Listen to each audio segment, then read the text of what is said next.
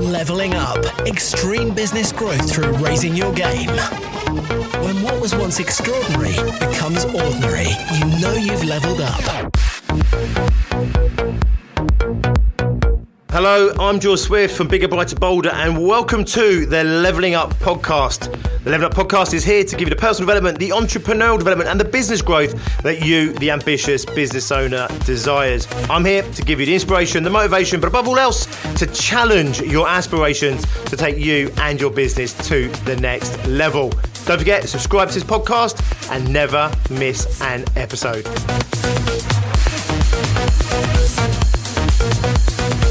And in today's episode, we are talking about how I am not a massive fan of little b to big B. What do I mean by that? Well, you may have guessed it already. Little b, small business, big B, big business. If you're a service-based business, the chances are you are a small b. You're a small business owner and you deliver some service to other potential business owners. That's B2B. If you sell your products to the consumer market, that's B2C. I'll probably teach you to suck eggs here, but if I'm going to use codes like B's and C's, I probably should make sure that we're all on the same page. So little b is little businesses, big B are big businesses, C's are consumers. If you're a product company and you're selling products to consumers, then listen to this for entertainment purposes probably only. If, however, you are a small b and you do business with other Bs, other businesses, this just might save your life and may well give you the future that you're looking for. I was recently asked a question, and the question was, how do I get into these bigger corporations? How do I get through to the decision maker, the key decision maker in those businesses? Now, they weren't talking about a big business being 100 grand or £1 million or 10 million pounds. We're talking blue chip. We're talking, FT 100 kind of companies, right? National names. Now, the truth of the matter is, I said this to her and I gave her a strategy and we talked about what options there were and everyone else in the group had their input. The bottom line is really simple. It comes down to normally a long, hard slog to get into big companies. So if you want to get into, the BBC, you want to get into BP, you want to get into Vodafone, for example, it's not uncommon for companies to spend years chipping away to find their way into those big organizations. By nature, they're heavy Goliaths, they've got their preferred suppliers in place. They set their own strategies. And it's unlikely as a small B that somehow you're going to slip through the curtain and somehow find the decision maker in a company of that size and be able to do a decent enough sales job in order to win that business. That's not to say you can't deliver on that business. And of course, many small businesses do business with big businesses. This episode actually is more about why I'm not a fan of that if you're looking for fast turnaround, fast growth in your business. Because I once heard of a guy that spent 5 years getting into, I believe it was IBM, and he was well proud of himself. You know what, he should be. But it took him 5 years to get into IBM. Well, as a small business owner, you just don't necessarily have those 5 years spare to be chipping away at these Goliaths in order to make your way into them. So what I do is I say, you know what, if you want to get into big business, big corporates, and when I say big B, we're talking big B, big corporates. If you want to get into those, I treat them more as like projects, like you build up over time, you work your way in over time. Don't get me wrong, of course you hit enough doors, you pick up the phone enough, you stalk enough car parks, you might get lucky, and sometimes people do. But as a repeatable strategy in your business in order to grow your business, I am much more a fan of dealing with much smaller businesses.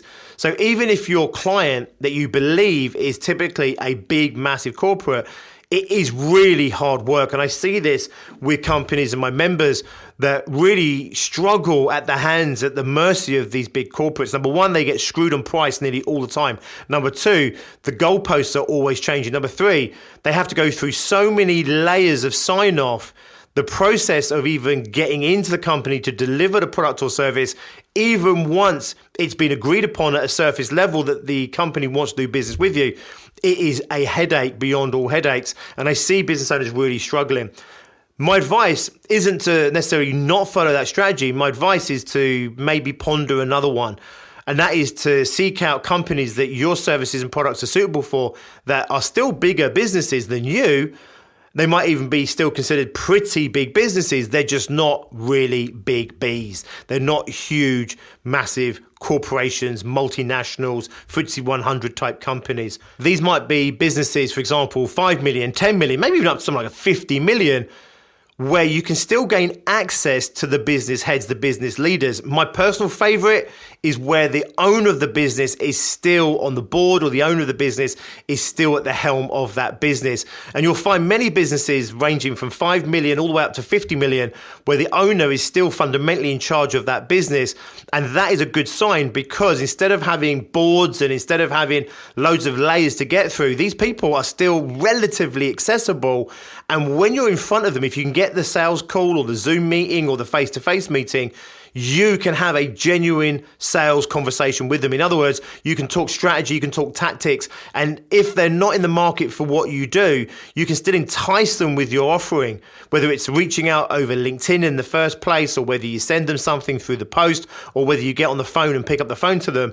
If they're interested in what you're saying, if they can see an opportunity in what you're saying, you may well still get that meeting. And even if they haven't got budget for it particularly set aside, they haven't set the strategy out for what you do, you may find that you can still convince those people to buy your services from you because they're open to the conversation, and that gives you possibility, gives you opportunity. If you go into a big monolithical blue chip company as a small business owner, the best you can hope is to speak to someone that knows there's budget or has an interest in what you're doing. It goes through the channels, it goes through the channels that are already in place in terms of the strategy and the finances, for example. And really, you'll just end up pitching against other business owners that are already in there. And more often than not, they will screw you on price because they'll have a price they're willing to pay for what you do. And if you don't want to hit that price, they'll just go somewhere else. And that includes, by the way, you might have been delivering services to them for 5 years in the past, and the person you have the relationship with in the business might be completely on your side and might be appalled at how the business has handled you. But fundamentally, it comes down the chain of command, and suddenly the business that you had that was secure has been taken away from you through no fault of your own and through no even desire or wish to the person you're immediately providing those services to.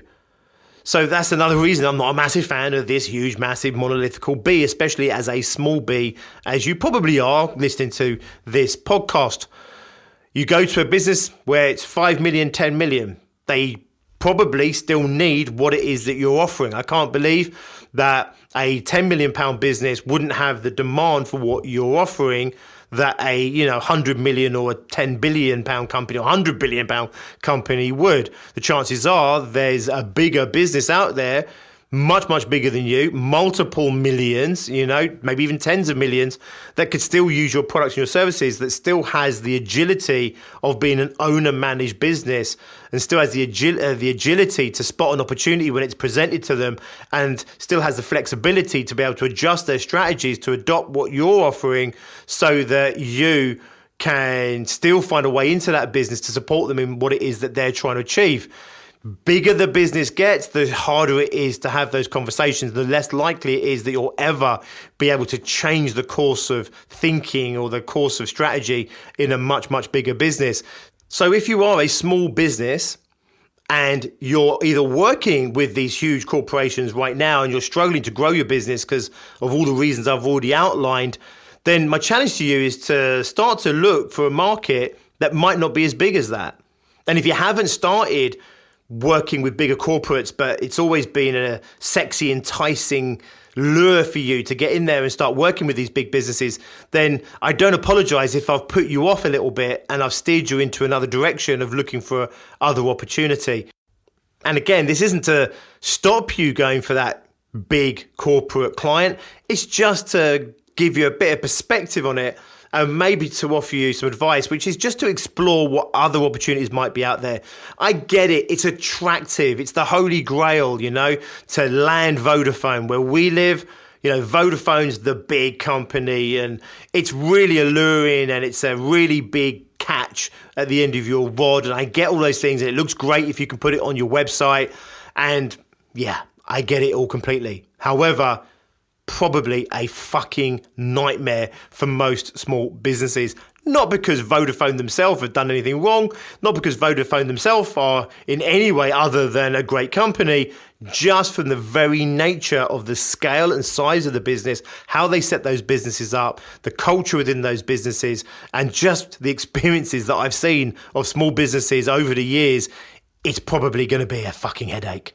So where else can you find clients that you can serve in the way that you do right now? If you're a trainer and you're used to working with big corporates because they buy a lot of training, trust me, 5 million, 10 million, 50 million pound businesses need trainers as well.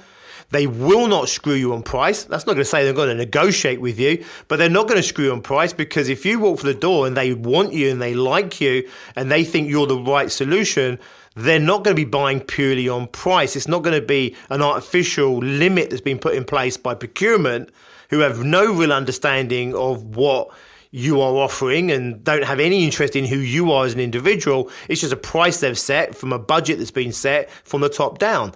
No, you go to these other businesses, they will buy from the person they want to buy from, and price will only be one factor in their decision process. So who needs what you have to offer? You might have to change a little bit of the packaging. Maybe you have to change how you deliver it. I don't want you to change the pricing, by the way. That's a different strategy altogether. If you want to target different businesses and charge less for your product, that's not what this is about. I actually believe if you follow this strategy, there's every opportunity that you can actually charge more than you're currently charging. I've seen it with business owners in the past. They move away from their corporate clients. They move into smaller businesses like I'm describing. Not small businesses, 5 million, 10 million, 50 million, even maybe 100 million pound businesses. And they get to charge more for their services, more for their products, because the person they're talking to is directly connected to the business, not just one part or one cog. And therefore, they can have a bigger impact on those smaller businesses. And as I've said many times on previous episodes, you should be pricing based on the impact to the person that's buying your services. So what market could you go after? What size business would still be viable for what you offer? If you're marketing and used to marketing to huge big brands, that is a really tough game as a small business to break into marketing for huge corporations. Would you not necessarily do better with smaller businesses? Now, I get it. It's possible. If you did marketing inside a big business, it stands to reason that that's what you know, and therefore you go and target those businesses. However, the chances are you'd do far better targeting at smaller businesses. I've talked about coaching. I've talked about training. Whatever it is that you offer to huge companies, big corporations, the chances are there are much smaller businesses out there that are willing to pay as much, if not more, for what you offer. And the benefit of dealing with those smaller businesses is you get to speak to the person that you actually impact, you get to the decision maker, you get to the person that ultimately decides on whether or not the money's going to be spent. You'll be able to negotiate better on your pricing. You'll be able to negotiate better on your terms. Big corporations, they can have crippling payment terms. 60 days, 90 days, even 120 days and beyond. Smaller businesses, you can have the conversation with them. I've dealt with businesses in the past that are still multiple million pound businesses, and you're able to have the negotiation with them that says, that cash flow is not great, therefore we need these terms in place. Big corporations, you're not going to get them to change their terms of contract. Smaller businesses, even these businesses I'm talking about, 7-figure, 8-figure plus businesses, you can still negotiate terms with these businesses. You can get in there and have a real tangible impact on that business that not just plays out with the people that you're connecting with your product or service at ground level with that business, but you'll be able to see more readily the impact that it has across the whole business, because smaller businesses respond to change much quicker. They'll respond to your positive impact much bigger. They might not have the allure of the big corporation, the sexy logo to put on your website. But again, most big corporations won't let you use their logo on your website anyway, so it's all kind of insinuation and hearsay when you talk about your big brand clients. For me, it's going to be the smaller business all day long. This isn't to say, again, caveat in this whole episode, that you shouldn't go after big business, But if you want quicker turnarounds, quicker decisions, more flexibility, if you want to have more agility, if you want clients that are going to potentially respect you more, clients that are going to have better payment terms, potentially pay you better, clients that may ultimately be more rewarding for you in terms of the impact that you have on them, it may well worth be considering going for those smaller businesses. It may well be that you go for much, much smaller businesses. I've had people that are doing marketing for big corporates and struggling there, drop down to a whole level down to multiple seven-figure businesses, 5 million, maybe 10 million pound businesses. I've had those same businesses sometimes actually really consider that their market might actually be multiple £100,000 turnover businesses. Why? Because it's about the product you offer, the service you offer, the impact you can have, who you enjoy working with, who you work well with, who you get a great result from. And it might well be that actually you can get exactly the same payment terms, maybe even more money out of a business that might only be £250,000 than you would ever get out of a massive multinational that takes you 2 years, 3 years, 5 years to get into and may drop you at a click of their fingers. So I'm not saying you should do it. I'm just saying you should definitely explore it. This episode is really about my own personal opinion. And my own personal opinion is I'm not a massive fan of little businesses targeting big, huge companies. For many of them, it really simply just isn't the best strategy for them.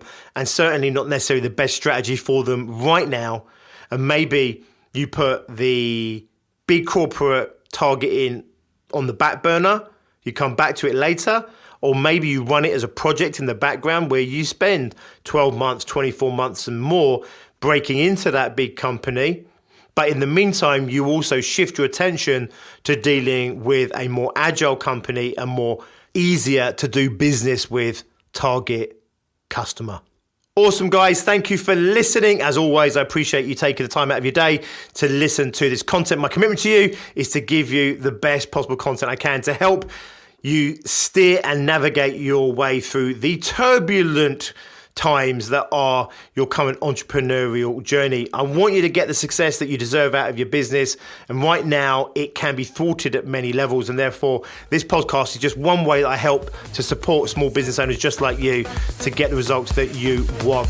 If you could use some extra support in your business, extra guidance, some focus in your business, if you feel like you would love to belong to an ambitious business community, a club of ambitious small business owners just like yourself, all looking to take themselves and their business to the next level, then go and check us out at biggerbrighterbolder.co.uk or contact us directly. You'll see an email address for Tracy Miller in the descriptions of this episode, tracy.miller@biggerbrighterbolder.co.uk. Drop her a line. She's my partner in life and in business, and ask her how we can support you to create the business that you want and the life that you want. If you're starting out in business, we've got groups that are perfect for you.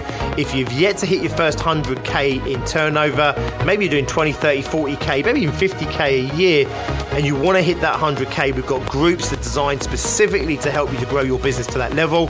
And if you're already doing over 100k, maybe even $250,000, maybe even $500,000, and you want to take your business to that next level, maybe even head towards that 7-figure mark, that first £1 million, then we've got groups specifically with you in mind as well. We are here dedicating ourselves to small business owners just like yourself, from start up all the way through to their first $1 million. Go and check us out or drop us a line. We'd love to see you in one of our groups, and we'd love to be on your journey. I will see you next time. Until then, as always, be successful. Leveling up. Extreme business growth through raising your game. When what was once extraordinary becomes ordinary, you know you've leveled up.